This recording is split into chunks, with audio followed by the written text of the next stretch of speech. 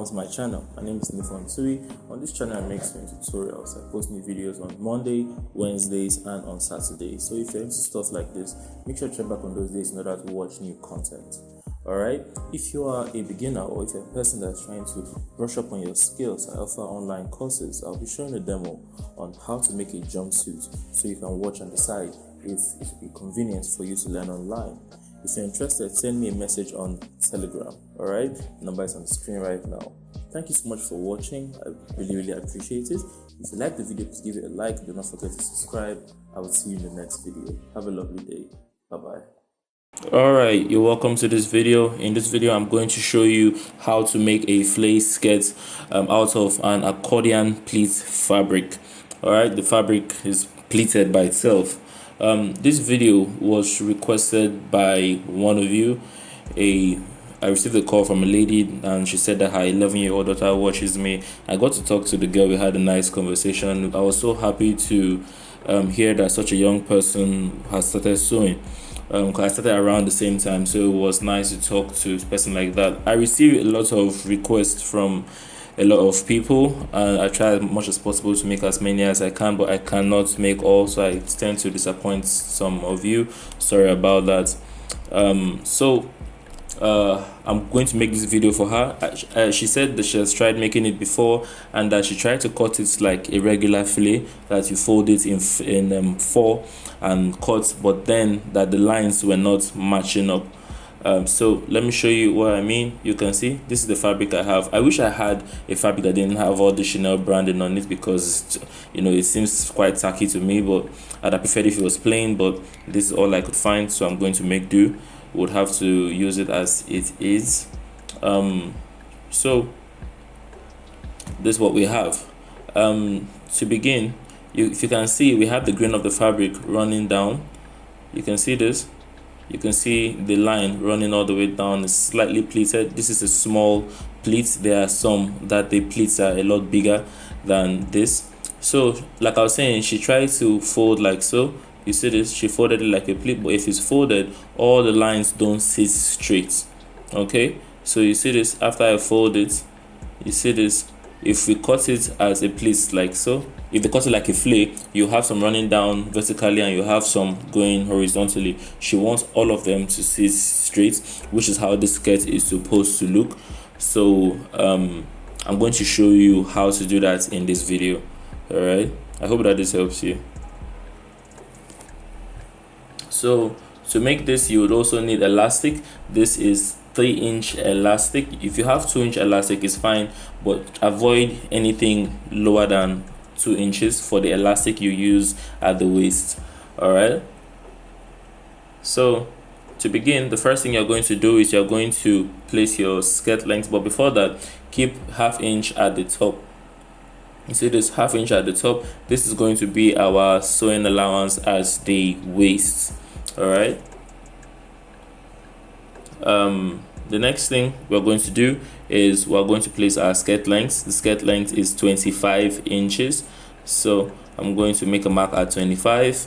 You see this, and then the next thing I'm going to do is I'm going to place my hip measurements at where the waist is supposed to sit. Okay, so you don't place your waist at the top, because if you place your waist at the top and you want to put on the top, it's going to be difficult because you won't be able to pass your hip because the waist is smaller than the hip.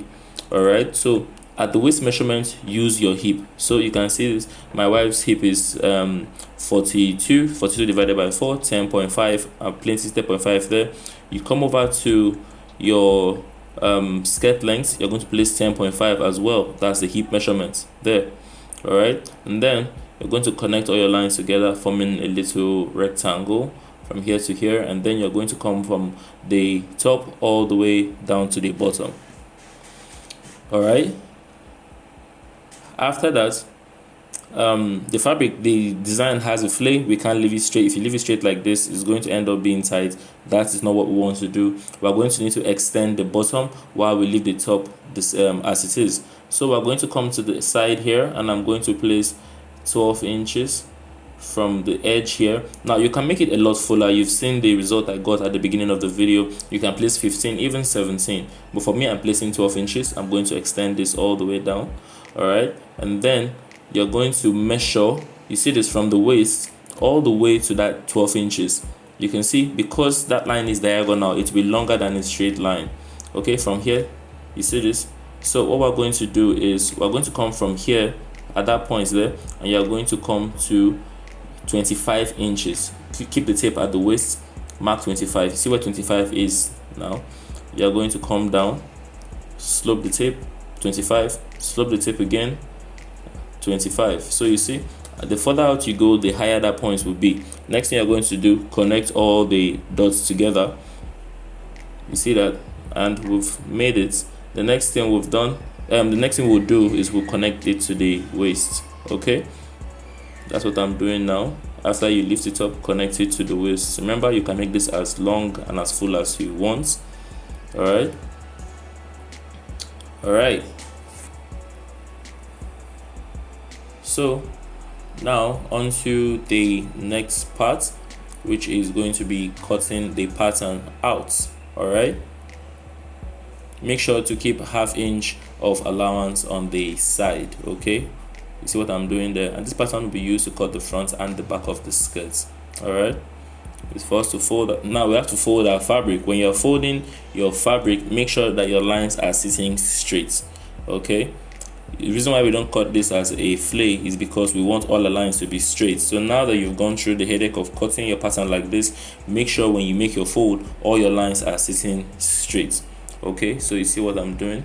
I'm going to adjust my fabric, place my pattern on top. If there is need, adjust it again, and then place my pattern on top. You can see it's the length of the skirt is sitting on the grain of the fabric that's going straight. You see that, so that my lines come from the waist running down.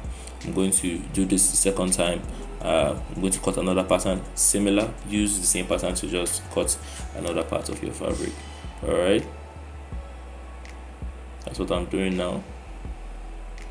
All right, after that, we're on the sewing machine. Next thing, what we'll have to do, we'll have to join both sides of the skirt together at the line at the side, the edge of the cut where we had the diagonal line. We'll simply just stitch ½ inch from the waist all the way down. This is why we kept ½ inch when we're cutting. If you want this to be like if you're making this for a client, I would say for all your stitches, use an overlocker, an industrial overlocker, to finish it. All right, so that it will still have a stretchy finish. So instead of using a straight sewing machine like I'm doing, make sure to use an overlocker to make this stitch. But if a straight sewing machine is all you have, then go ahead and do what I have done, and later on you can always use a serger or use another weaving machine and just seal the ends. All right, the next thing I'm going to do is we're going to have to cut the elastic for our waist. Okay, so you're going to take your waist measurement, subtract 2 inches from there, and use that to cut the elastic. My wife's waist is 32 minus 2 inches is 30. You can see me marking out 30. I'm not stretching the elastic, I'm just making my tape flow on it. I'm cutting it at 30. So waist minus 2, use that to cut your elastic. All right, so that's all you have to do. Make sure that you are very sure of what your waist measurement is so that it's not tight. Stitch the elastic down, and after that you are basically done with the waist. You can use an overlocker to finish, to do what I'm doing now. If you have a very good industrial overlocker, when I say overlocker, I'm talking about a weaving machine, a serger, whatever name it's called in your region. So for me, since I'm using a straight machine, I'm trying to secure it one more time so that it lays flat and it's solid. Cut all my excess thread, and then on to the next step. After we have our waist measurements, after we've made our waistband, the next thing we're going to do is we're going to stitch it to the waist. You're going to place the neat side on the neat side of one side of the joining. You see this? I'm keeping the two joining on my elastic with one of the elastic at the waist. So you're going to, when you are stitching, you're going to need to slightly drag your elastic. You see what I'm doing? I'm going to stretch my elastic. I stitch, I stretch my elastic. Don't stretch it so much that you have excess at the end, just a little, and then take it all the way around. It's going to help you gather the waist. It will form little gathers at the waist, but if you drag it too much, it will make the gathers to gather on one side a lot and little on the other. So you want to make subtle little pulls when you're dragging your elastic, sorry. And after that, we are done with the sketch. Just simply use an overlocker to finish the rough edge Look at what I have here. If you throw this on with a nice top, that's all you have to wear in order to look very, very chic.